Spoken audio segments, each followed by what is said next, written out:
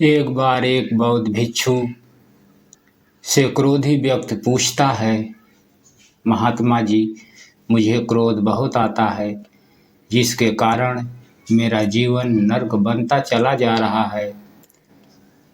मैं इससे मुक्ति चाहता हूँ, कृपा कर मेरा मार्गदर्शन करें। वे बौद्ध भिक्षु उस क्रोधी व्यक्ति से कहते हैं, सबसे पहले तुम्हें ये समझना होगा कि क्रोध पैदा कैसे होता है। बुद्ध ने बड़े ही वैज्ञानिक तरीके से क्रोध के बारे में सब कुछ समझाया है। मैंने तुम्हें वो समझाना चाहूँगा, अगर तुम इसे समझ गए तो क्रोध से मुक्ति पाना तुम्हारे लिए आसान हो जाएगा। तुम्हारी ही तरह बुद्ध से कोई पूछता है, बुद्ध, क्रोध से मुक्ति का रास्ता क्या है? बुद्ध कहते हैं, क्रोध को समझ लेना ही क्रोध से मुक्ति है। वह व्यक्ति बुद्ध से पूछता है, अर्थात बुद्ध कहते हैं, क्रोध एक तरंग है, यह मनुष्य के स्वभाव का एक भाग है। लोग इसे खत्म करने के लिए कई सारे तरीके अपनाते हैं, जैसे अपने ध्यान को उस जगह से हटाना जिस वजह से क्रोध आ रहा है, अपने इष्ट देव को याद करना या किसी मंत्र का जाप करना। लेकिन सच बताऊं तो ये काम किसी काम के नहीं हैं। वह व्यक्ति बुद्ध से कहता है, हाँ बुद्ध, मैंने भी इन कामों को करके देखा है, इनसे कुछ नहीं होता। तो बुद्ध कहते हैं, इनसे क्रोध इसलिए समाप्त नहीं होता क्योंकि ये क्रोध से भागने के तरीके हैं। इस तरह के प्रयोग मन के ऊपरी सतह पर कार्य करते हैं। ये मन की गहराई से क्रोध को समाप्त नहीं करते। क्रोध के समाप्ति के लिए हमें क्रोध को मन की गहराई में जाकर समझना होगा।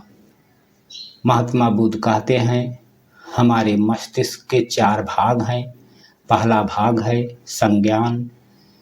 कोई भी तरंग सबसे पहले हमारे इंद्रियों पर पहुंचती है। आवाज़ की तरंग हमारे कानों तक पहुंचती है। दृष्टि की तरंग हमारी आँखों के पट पर पहुंचती है। सुगंध की तरंग हमारे नाक पर पहुंचती है। स्पर्श की तरंग हमारी त्वचा पर पहुंचती है और स्वाद की तरंग हमारी जीभा पर पहुंचती है। जैसे कोई एक तरंग हमारी इंद्री पर पहुंचती है तो हमें इंद्री को इसकी जानकारी होती है। यह जानना हमारे मस्तिष्क का पहला भाग है। हमारे मस्तिष्क का दूसरा भाग इस तरंग को पहचानता है। जीभ पहचानती है कि यह तरंग स्वाद है। कान पहचानता है कि यह तरंग शब्द हैं। आँखें पहचानती है कि यह तरंग वस्तु है और त्वचा पहचानती है कि यह तरंग स्पर्श है। इस तरह से मस्तिष्क का दूसरा भाग पहचानने का कार्य करता है। फिर यह तरंग मस्तिष्क के दूसरे भाग से तीसरे भाग पर जाती है।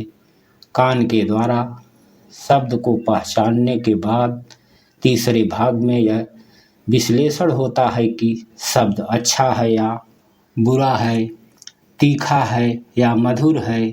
शब्द के विश्लेषण के बाद यह तरंग मस्तिष्क के तीसरे भाग से चौथे भाग पर पहुंचती है। चौथा भाग विश्लेषण के आधार पर यह तय करता है कि शब्द अगर अच्छा है तो मन उसे और सुनना चाहता है, और शब्द अगर बुरा है तो मन नहीं सुनना चाहता। अच्छे शब्द के और सुनने की इच्छा को तृष्णा या राग कहते हैं। और बुरे शब्द के ना सुनने की इच्छा को द्वेष कहते हैं। इस प्रकार राग और द्वेष की उत्पत्ति होती है। जब द्वेष की मात्रा बढ़ जाती है तब हम उसे क्रोध कहते हैं। आसान शब्दों में समझो, जब वे ज्यादा होने लगता है जिसे हम नहीं चाहते कि वो हो, तब हमें क्रोध आता है। बौद्ध भिक्षु उस क्रोधी व्यक्ति से कहते हैं, तो इस तरह से बुद्ध उस व्यक्ति को क्रोध के उत्पत्ति का वैज्ञानिक तरीका समझाते हैं। आगे बुद्ध उस व्यक्ति से कहते हैं, यह तो तुमने तो समझा कि क्रोध कैसे पैदा होता है, अब ये समझो कि क्रोध को खत्म कैसे किया जाए। यदि तुम क्रोध से मुक्ति चाहते हो, विपासना करो। विपासना का अर्थ है ठहर कर देखना। यहाँ पर देखने का अर्थ आँखों से देखना नहीं, बल्कि महसूस करना है। विपासना हमें बुद्धि के विश्लेषण करने वाले भागों के स्तर पर अच्छे या बुरे के रूप में विश्लेषण करने से बचा लेती है। एक साधक बार बार विपश्यना के अभ्यास से बुद्धि के पुराने स्वभाव को बदल सकता है।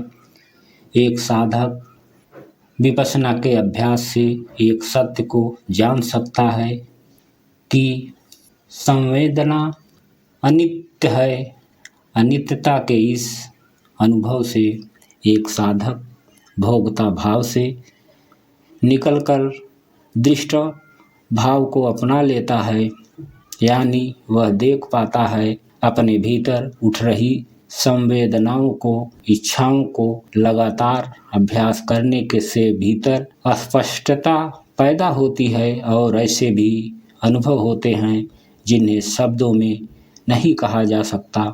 इस प्रकार बुद्ध उस व्यक्ति को क्रोध की उत्पत्ति और समाप्त करने का तरीका बताते हैं। विपश्यना वही है जिससे गौतम बुद्ध ने ज्ञान प्राप्त किया था, और आप लगातार विपश्यना का अभ्यास करते हैं तो आपको इसके परिणाम अवश्य मिलेंगे। तो दोस्तों, आज के लिए बस इतना ही। मिलते हैं अगली वीडियो में। कृपया हमारे चैनल को लाइक और सब्सक्राइब जरूर कर लें। आप सभी लोगों का सपोर्ट ही हमारे मनोबल को बढ़ाता है। जय हिंद, वंदे मातरम।